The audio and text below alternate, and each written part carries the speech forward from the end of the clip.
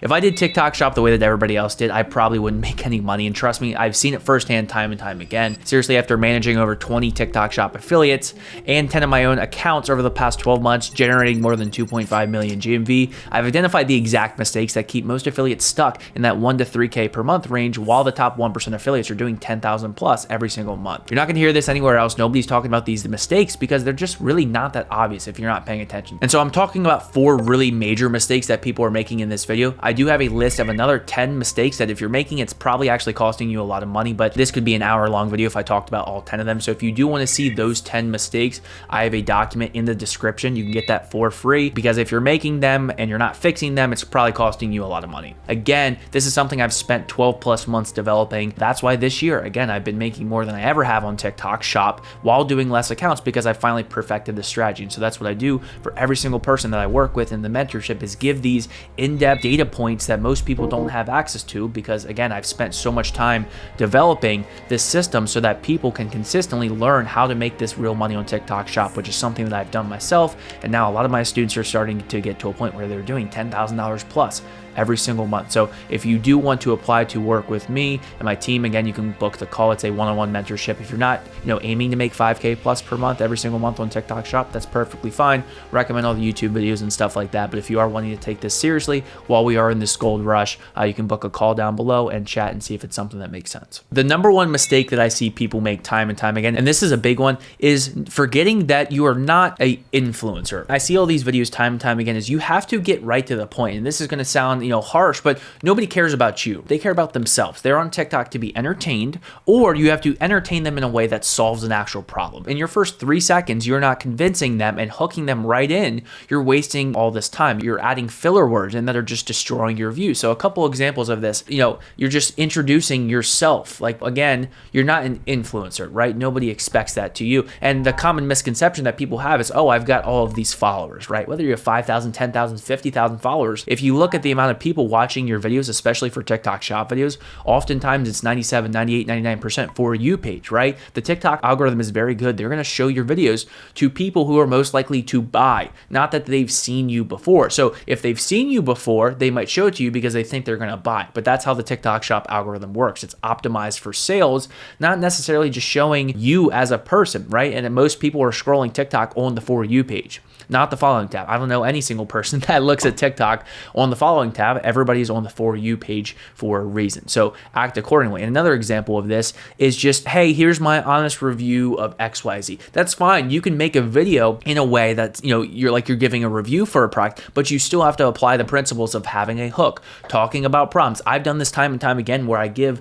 my reviews of products, but if you're starting off the video with, here's my honest review of XYZ, everyone's going to keep scrolling because you wasted those first 3 seconds. So you have to really hook people in and get in your head that you're trying to solve people's problems and interweave that with entertainment, not that you're just trying to be a influencer, a content creator. That's not what this is. If you are doing this just to have fun, that's perfectly fine. That can be your goal. If you're only wanting to make, $1,000 per month, please, have fun with it, make videos. But if your goal is to make the most amount of money that you can, having that kind of frame of thought isn't going to do you any good. And the second mistake is that promoting products that people are searching for and pairing that with only promoting products that you personally absolutely love. So something that you love might not be good in terms of the algorithm, right? And I mean that in a sense of promoting the right products. Again, now this goes hand in hand with product research, but this all goes back and leads back to the concept of what are your goals, right? You can't only promote the products that you absolutely love just because you want to sample and expect to make $10,000 plus every single month. There's going to have to be some sort of line that you have to figure out in terms of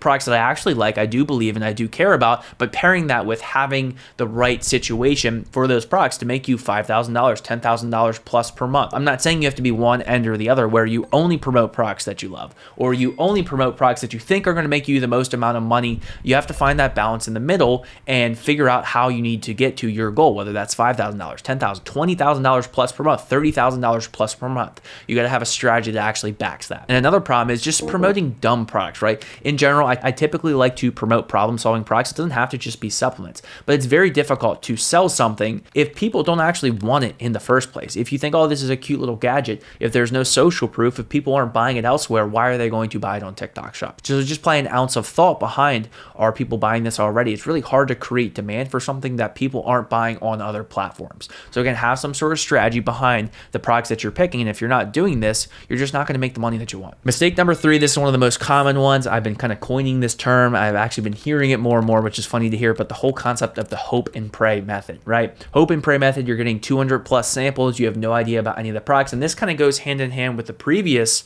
mistake, is that you have no idea about any of the products that you're actually making. So you're just making these random videos. TikTok doesn't even know who to push your videos to. And as a result, it's really screwing with the amount of money that you can make just because you're trying to get all of these samples. So again, you need to find a couple products, one product. Again, my whole concept is finding one product per account and making sure you learn how to post that. You analyze all the data, so that way you can make $5, $10, $15, $20,000 plus per month. That's my goal for every single product that I'm posting. I want to make at least a couple $1,000s on every single product, and that's my goal.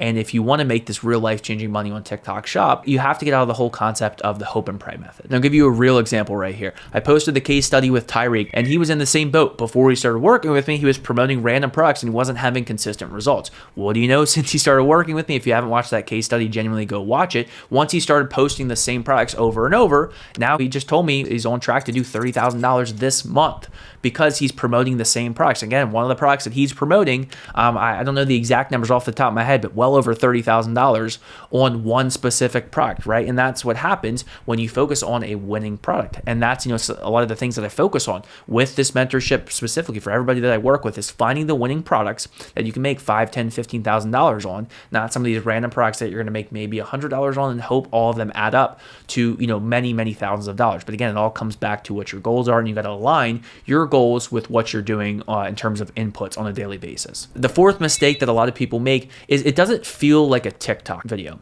and not even just a TikTok shop video, a normal TikTok. And I'll give you one real example of this. Again, I posted a case study with one of my students, Trevor, and this is something I had to tell him about many, many times, and he knows this, is he was using the CapCut font, right? The problem with the CapCut font is not that it looks bad. It's the problem is it does not feel like TikTok. TikTok is its own unique platform. Like if you just scroll on TikTok and then you go and scroll on Instagram, there's going to be a vast difference in terms of the content that you see. So you really have to adapt and understand, how do I lean into feeling like a normal TikTok? Because if people feel like it's an ad, if it looks like an ad, people are going to keep scrolling. So you have to do everything in your power to make it seem organic and authentic and match the style of content that you see on TikTok specifically. And so again, this all goes back to the concept of this is something you have to do in the first 2-3 seconds. So if you have a tripod set up and you're looking like a professional studio, right, it's probably not going to do as well, more specifically on TikTok Shop, because people are buying from people, right? They're on this platform to be entertained and possibly educated. So you have to mix that line between education